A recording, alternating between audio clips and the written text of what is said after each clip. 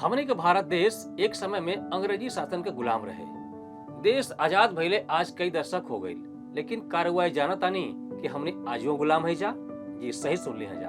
पाप के गुलाम, झूठ, फरेब, चोरी, चकारी, नशा का गुलाम। का रउआ ये सब गुलामी से आजाद होकर चाहता नहीं? तो एगो आदमी बाणे जे रउआ के ये सब पाप के गुलामी से आजाद कर सकेलन। आई देखी जा कि ऊ के ह।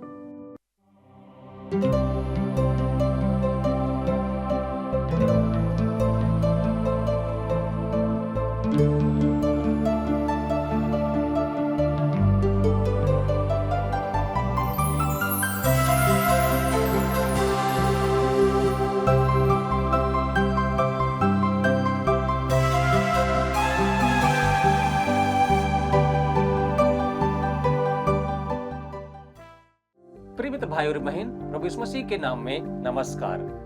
ये भोजपुरी कार्यक्रम जिंदगी की राह में रउआ सबका स्वागत बा। खास करके ओ लोग का स्वागत बा जे आज पहला बेर एक कार्यक्रम में शामिल भइल बा। हम रउआ सबके बतावे चाहतानी कि ए घड़ी हमने बाइबल के किताब यूहन्ना रचित सुसमाचार से अध्ययन कर रहल बानी जा। पिछला अध्ययन में हमने एगो चरित्रहीन मेहरारू और पत्थर मारे वाले भीड़ के बारे में सीखले रहनी है जा। आज के अध्ययन में हमने यूहन्ना ओकर 8 अध्याय 13 पद से लेके 59 पद तक अध्ययन कइल जाई। आज के अध्ययन में हमने ये सब मुख्य विषय के देखल जाई। अपने विषय में यीशु का गवाही, पाप से आजादी और आखिर में हमने विश्वास के पिता अब्राहम और यीशु मसीह के बारे में तुलनात्मक शिक्षा देखल जाई। तो आई वचन शुरू करे से पहले सुनिए एगो सुंदर आत्मिक गीत। यीशु का नाम सुखदाई, भजन करो भाई, ये जीवन दो दिन का। यीशु का नाम सुखदाई, भजन करो भाई, ये जीवन दो दिन का।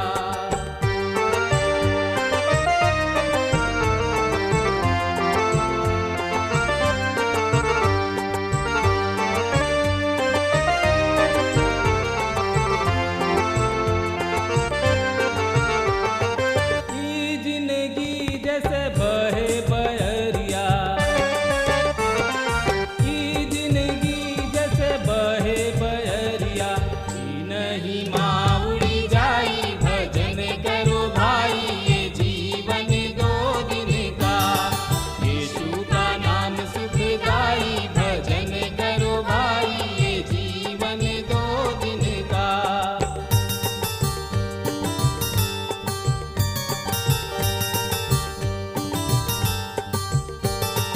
ई जिंदगी पर गर्व ना करना,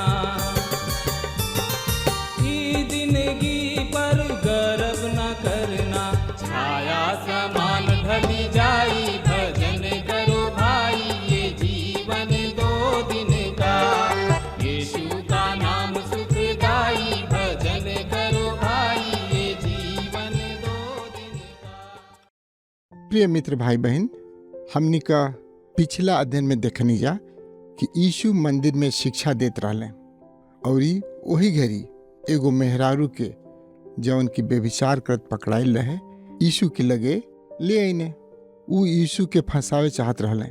अगर यीशु कहते हैं कि व्यवस्था के अनुसार ओके पत्थरवाह कइल जाए तो ऊ रोमी व्यवस्था में हत्यारा होते, और अगर इनकार करते तो मूसा की व्यवस्था से अपराधी होते। यीशु ओ मेहरारू के क्षमा कैले, काहे कि ओकरी पाप का दंड चुकावे खातिर ऊ आइल रहने। यीशु अपनी प्रवचन में कहले कि ऊ जगत का ज्योति हमें, और इस ज्योति में रहे वाला अनहरिया का ना होखेला। यीशु के पाए वाला जिंदगी का ज्योति पावेला। ए पर फरीसी लोग उनका से कहले, यूहन्ना रचित सुसमाचार 8 अध्याय की 13 से 14 पद में फरीसी लोग उनका से कहलन जा, तू आपन गवाही अपने आप दे तड़ा, ऐसे तोहार गवाही ठीक नहीं खे। यीशु ओ लोग के जवाब दिहलन, अगर हम आपन गवाही अपने दें तब वो हमार गवाही ठीक बा, काहे से कि हम जाना तनी कि हम कहवा से आइल बानी और ई कहवा जातानी। धर्मगुरु यीशु पर आडंबर का दोष लगावतने। यीशु उन्हन लोग के अपनी गवाही का 3 गो कारण बतौने। पहला, हम जाना तनी कि हम कहवा से आइल बानी। वो अपने आप के जानत रहने। सांसारिक लोग आपके ना बता सकेलें कि वो कहवा से आयल बने।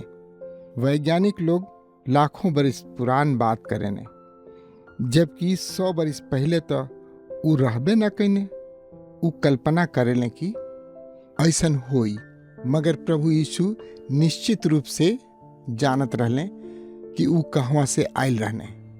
यूहन्ना 8 अध्याय 15 और 16 पद में लिखल बा, तोहन लोग आदमी के मुताबिक न्याय करेला, हम केहू का न्याय ना करीना, बाकी हम और पिता जे हमरा के भेजले बाड़े, अगर हम न्याय भी करी तो न्याय हमार साँच है, काहे कि हम अकेले नहीं खी, बाकी हम और ये हमार भेजे वाला भी बाड़न।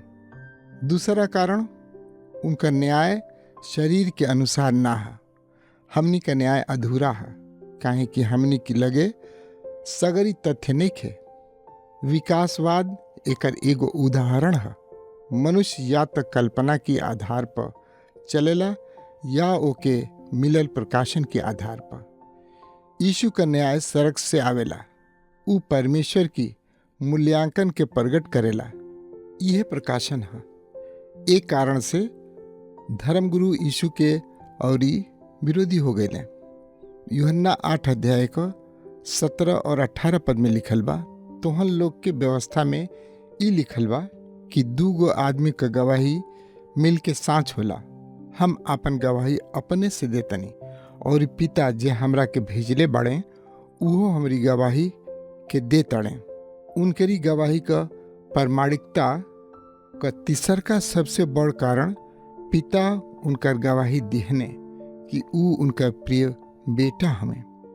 यूहन्ना रचित सुसमाचार 8 अध्याय के 19 पद में लिखल बा, ऊ लोग उनका से पूछलन जा, तोहार पिता कहवा बाड़े? यीशु ओ लोग के जवाब दिलन, तोहन लोग ना हमरा के जाना तड़ जा, ना हमरी पिता के। अगर हमरा के जनिता लोग तो हमरी पिता के भी जनिता। ओ लोगन का विचार खाली सांसारिक पिता में सीमित रहे। यीशु हर घड़ी परमेश्वर के अपन पिता कहलें। पुनरुत्थान के बाद ऊ मरियम मगदलिनी से कहलें, हमारी भाइयन की लगे जाके उनका से कह द कि हम अपने पिता और तोहन लोग की पिता के लगे ऊपर जातनी। हमनी के यीशु में विश्वास कैला के कारण परमेश्वर का संतान हम जा, मगर यीशु त्रिएकत्व में अपने स्थान के कारण पुत्र हमें, जेकर सांसारिक वंशावली से कौनो संबंध नहीं खे और ना ही नया जन्म से संबंध बा। अगर तोहन लोग हमरा के जनिता जा तो हमारी पिता के भी जनता। यह मुख्य बात है। परमेश्वर पिता के जाने खातिर जरूरी है कि मसीह यीशु के ग्रहण करस जा। यूहन्ना 8 अध्याय की 20 से 22 पद में लिखल बा, ई बात ऊ भंडार घर में कहलन जब शिक्षा देत रहलन, और केहू उनका के ना धइल, काहे से कि उनका ठहरावल समय अभी ना आयल रहे। ऊ फिर ओ लोगन से कहलन, हम जातनी और तोहन लोग हमरा के खोजबा और अपनी पाप में मुँहबा। जहाँ हम जातनी ओजा तोहन लोग ना आ सकेला। ए पर यहूदी अगुआ लोग कहलन, का ऊ अपना के मार डली हैं, जैसे ऊ कहतड़े कि जहाँ हम जातनी ओजू तोहन लोग ना आ सकेला जा।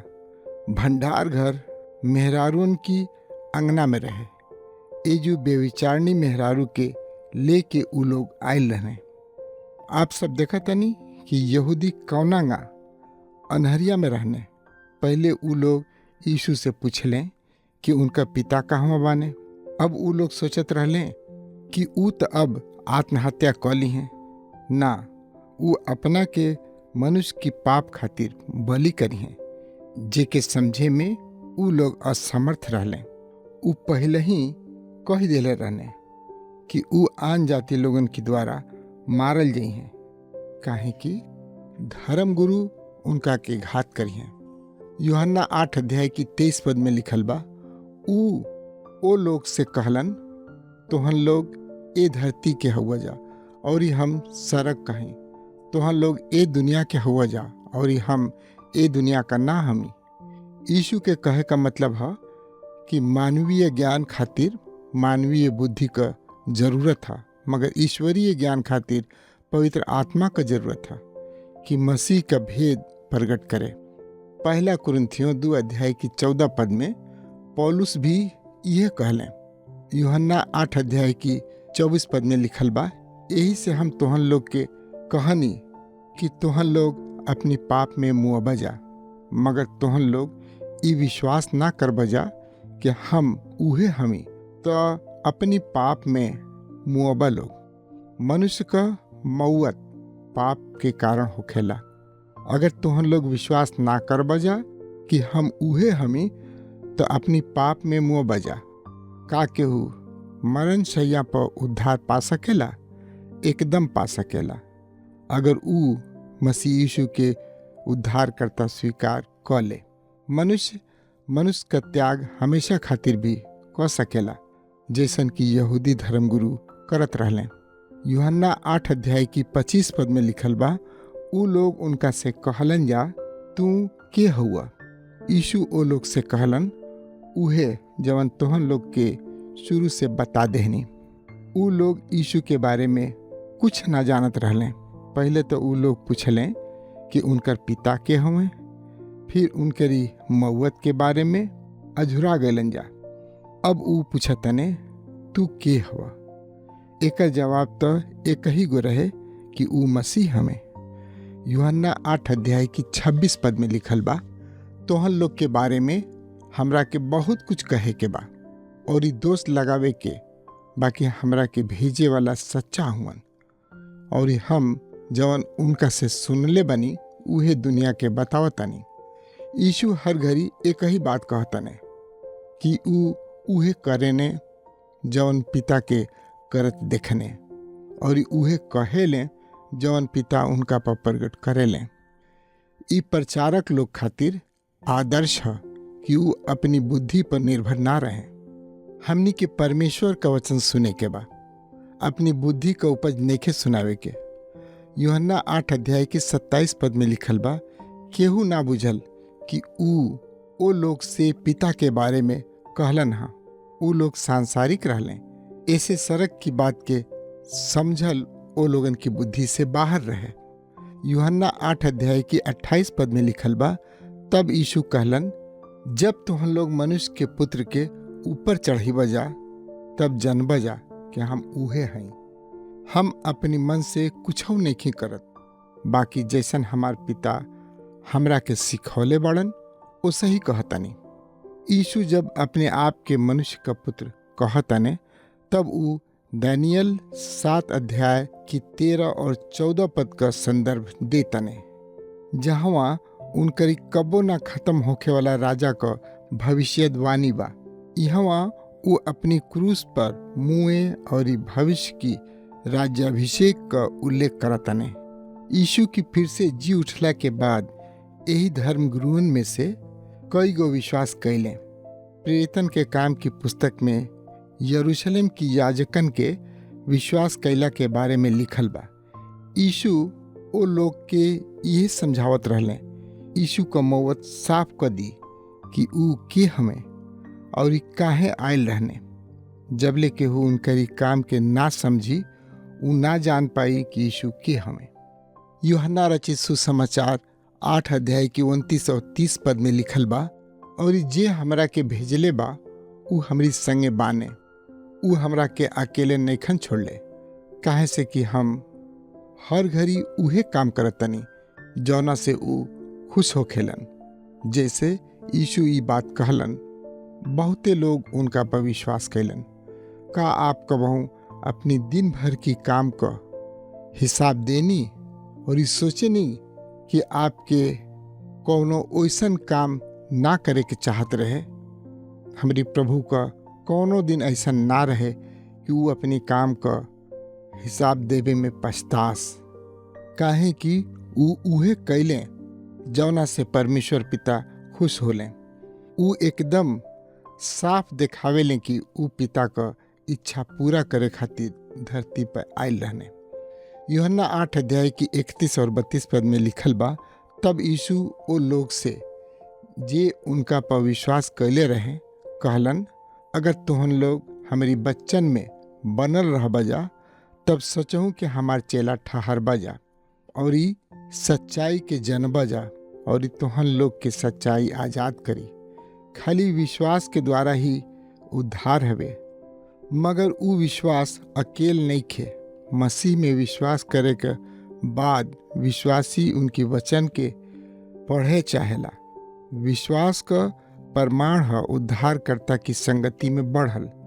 अपनी कलीसिया में हम वो आदमी पर खास ध्यान देत रहनी जवन की कलीसिया के काम में लागल रहत रहे, मगर बाइबल अध्ययन के दिलचस्पी ना लेत रहे। ऐसन आदमी कलीसिया खातिर घातक होखेला। सच्चाई आपके आजाद करेला। इस सच्चाई है मसीह यीशु संसार का उद्धार करता हमें उस सत्य हमें पहले हम उनका के उद्धारकर्ता मान के उनकरी लगे आईना, तब हम उनकरी साथे आगे बढ़ीना। हमनी का अनुभव करे नहीं जा कि हमनी का आजाद बानी जा, हमनी का पाप से छूट गइल बानी जा। अब हमनी के नरक का चिंता नहीं करे के। ऊ हमनी के मजबूर ना करने की हमनी का मसीही जिंदगी जी जा। हमनी के खाली उनका पर विश्वास करे के बा और अपन जिंदगी उनका के देवे के बा कि अब ऊ हमारी अंदर जियस। उनकरी बस में हो गईला से हमनी का आजाद हो जानी जा। यूहन्ना 8 अध्याय की 33 पद में लिखल बा, ऊ लोग उनका के जवाब दिहलन जा, हमनी का तो इब्राहिम का वंशज हैं जा और ई कब्बो केहू के गुलाम ना भैली जा। तो फिर तू काहे कहताड़ा कि तुहन लोग आजाद हो जाइबा जा। ई ओ लोगन का भरम रहे। ऊ पहले मिस्र की गुलामी में रहले, फिर बाबुल की गुलामी में और एक घड़ी रोम की गुलामी में रहले। यूहन्ना 8 अध्याय की 34 से 38 पद में लिखल बा, यीशु ओ लोग के जवाब दिहलन, हम तुहन लोग से सच कहतनी कि जे केहू पाप करेला ऊ पाप का गुलाम है और ई गुलाम हरदम घर में ना रहेला, बाकी बेटा हरदम रहेला। ऐसे अगर बेटा तुहन लोग के आजाद करी हैं तो सचहूँ कि तुहन लोग आजाद हो जाइबा जा। हम जानतनी कि तुहन लोग इब्राहिम का वंशज हुआ जा, तब वो हमार बात तुहन लोग के मन में जगह नहीं खे पावत। यही से तुहन लोग हमरा के जान से मारे के चाहत अड़ जा। हम उहे कहतनी जवन अपनी पिता के यहाँ देखले बनी और तुहन लोग उहे करे लजा जौन तोहन लोग अपनी बाप से सुनले बड़ा जा। सांसारिक रूप से तो ऊ आजाद ना रहले और ई आत्मिक रूप से भी आजाद ना रहने। ऊ लोग अपना के इब्राहिम का वंशज कहत रहने, मगर यीशु के घात करे चाहत रहने। जे केहू पाप करेला ऊ पाप का गुलाम है। परमेश्वर का संतान रोज रोज अपनी पाप का क्षमा मांगेले। शैतान का संतान ऐसा ना करेले। दास हर घड़ी घर में ना रहेला, बेटा रहेला। दास काम को के चल जाला, मगर बेटा काम करे के बादो घर में रहेला। ऊ लोग हर घड़ी मंदिर में ना रही हैं, काहे कि ऊ लोग परमेश्वर का संतान ना रहले।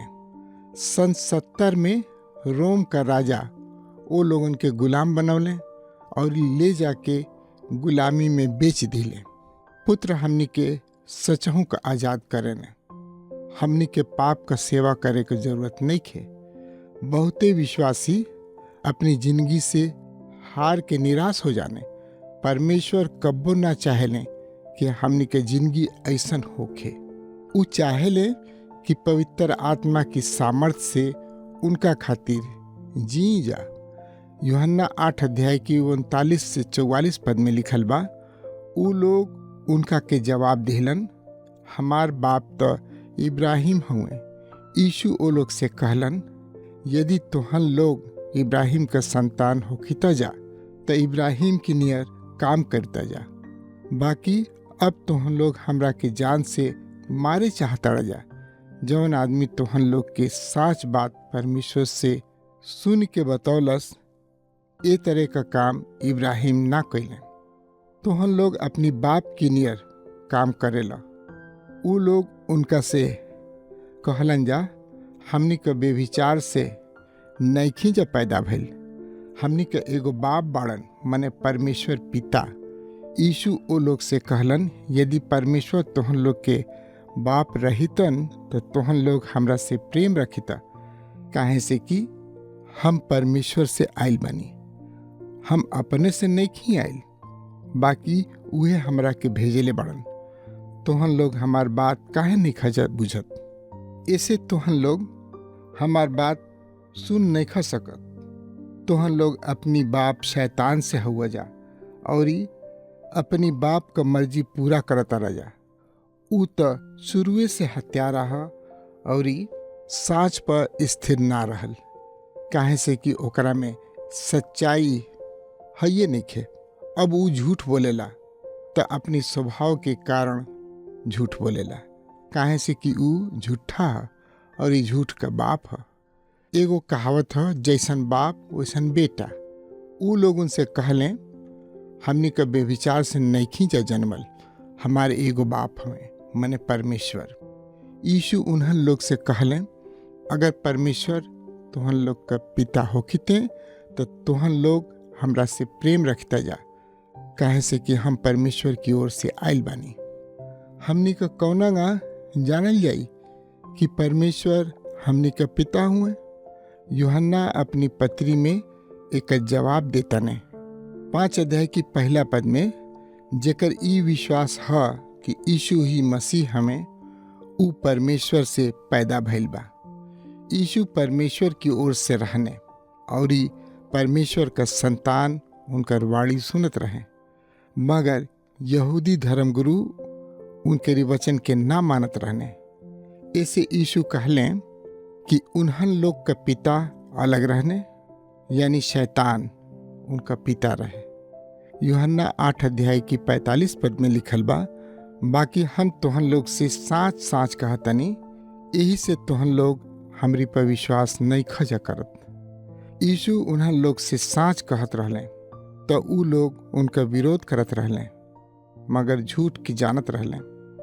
यूहन्ना 8 अध्याय की 46 से 48 पद में लिखल बा, तोहन लोग में से के हमरा के पापी ठहरावता, और यदि हम साच बोलतानी तो तोहन लोग के हमरा पर विश्वास काहे नइखे होखत। जे परमेश्वर से हा ऊ परमेश्वर का वचन सुनेला।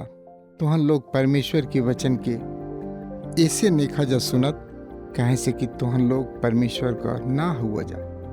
यहूदी लोग उनका के जवाब दिलन जा, का हमनी का ठीक नइखी जा कहत कि तू सामरी हुआ और ई तोहरा में भूत बा?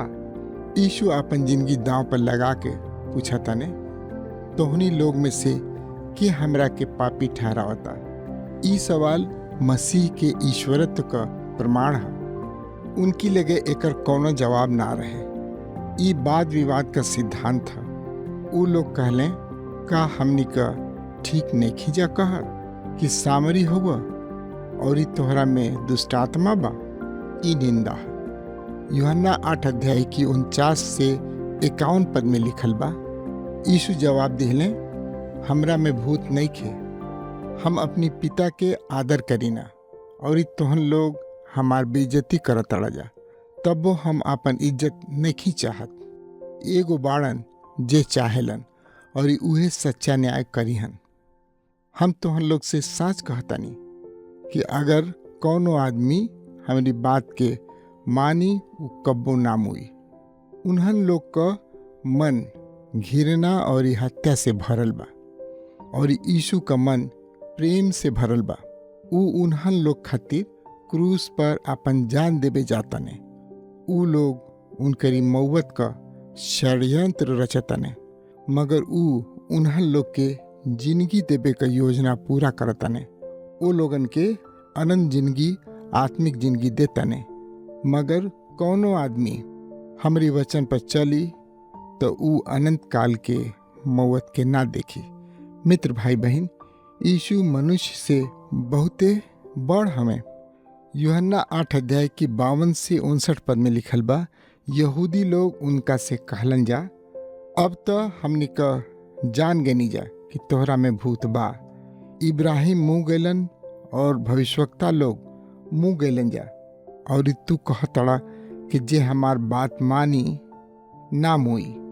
हमनी के बाप इब्राहिम मुँह गैलन, का तू उनका से बड़ हवा? और भविष्यवक्ता लोग मर गैलन जा, तू अपना के का बताओ तड़ा? यीशु जवाब दिलन, अगर हम अपने से आपन महिमा करी तो हमार कुछ नहीं खे, बाकी हमार पिता हमार महिमा करेलन, जेकरा के तोहन लोग आपन परमेश्वर कहेला जा। तोहन लोग उनका के नइखा जा जानत, बाकी हम उनका के जानत तनी। बाकी यदि हम कहीं कि हम उनका के नइखी जानत तो हमहू तोहनियो लोग नियर झूठा ठहरब, बाकी हम उनका के जानत तनी और उनका वचन के मानी ना। तोहन लोग के बाप इब्राहिम हमार दिन देखे खातिर बहुते खुश रहले और बहुत खुश भइले। यहूदी लोग उनका से कहलन, अब वही तो तू 50 बरिस का नइखा भइल, तब तू इब्राहिम के देखले बड़ा। यीशु ओ लोग से कहलन, हम तोहन लोग से साँच साँच कहतनी कि इब्राहिम के पैदा भइला के पहले से हम बानी। तब उ लोग उनका के मारे खातिर पत्थर उठौले। बाकी यीशु लुका के मंदिर से बहरी चल गइलन। का इब्राहिम मसीह के देखले रहने? एकदम देखले रहने। पुराना नियम में परमेश्वर का दर्शन ए लोगन खातिर मसीह का दर्शन रहे। पहला अध्याय में यूहन्ना साफ कहले, परमेश्वर के केहू निखे देखले, एकलौता बेटा जौन पिता की गोदी में बाड़े उहे उनका के प्रकट कैले। पद 18 में देख सकेनी। अब्राहम मुअले ना, उनका देही कब्र में रहे, मगर ऊ परमेश्वर के साथे जिंदा बाने। परमेश्वर मुअल लोगन का परमेश्वर ना, जियत लोगन का परमेश्वर हमें। काहे से कि परमेश्वर में सब जिंदा रहेले। कुछ लोग का कहना है कि यीशु अपना के परमेश्वर कब्बो ना कहले। पद 58 ए बात का खंडन है। पहले एके कि इब्राहिम पैदा भइले, हम हाई का अर्थ है यहोवा। यही कारण से उ लोग उनका के मारे खातिर पत्थर उठौले। उनकी समझ से उ परमेश्वर का निंदा करत रहने। यहूदियन के यीशु के बारे में निर्णय लेबे के रहे कि उ सच्चा हमें कि झूठा। आप सब के भी निर्णय लेबे के बा कि यीशु सच्चा हमें कि झूठा, उ परमेश्वर हमें उद्धारकर्ता हमें या ना। उनका के स्वीकार करी कि ना। आपका निर्णय उनका के बदल ना देई। उ हम हैं, यहोवा हमें और ये रही हैं। उ अनादि अनंत परमेश्वर हमें। आपके खाली निर्णय लेबे के बा कि उनका के ग्रहण करी या त्याग दी। प्रिय भाई और बहन, हमने के पाप के गुलामी से आजाद खाली एक शर्त पर हो सकेला जा, वो है प्रभु यीशु पर विश्वास। प्रभु यीशु पर विश्वास हमने के हर एगो गुलामी से आजाद करेला।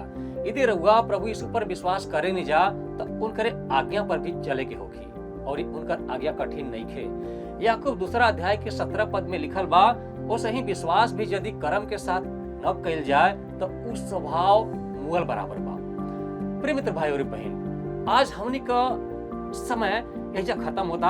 आज के कार्यक्रम कैसा लागल कृपा करके हमने के जरूर बताई। यदि रहुआ कि एक कार्यक्रम से आशीष मिल रहा बा तो एक कार्यक्रम के बारे में दूसरे लोग से भी बताई। कोनो सवाल के जवाब अगर चाहे चाहतानी या प्रार्थना करावे चाहतानी तो हमनी के नंबर पर फोन करी। हम रहुआ खातिर हर घड़ी तैयार बानी। अगला कार्यक्रम में फिर भेंट हुई। तब तक प्रभु के वचन और संगति में बनी रही। धन्यवाद।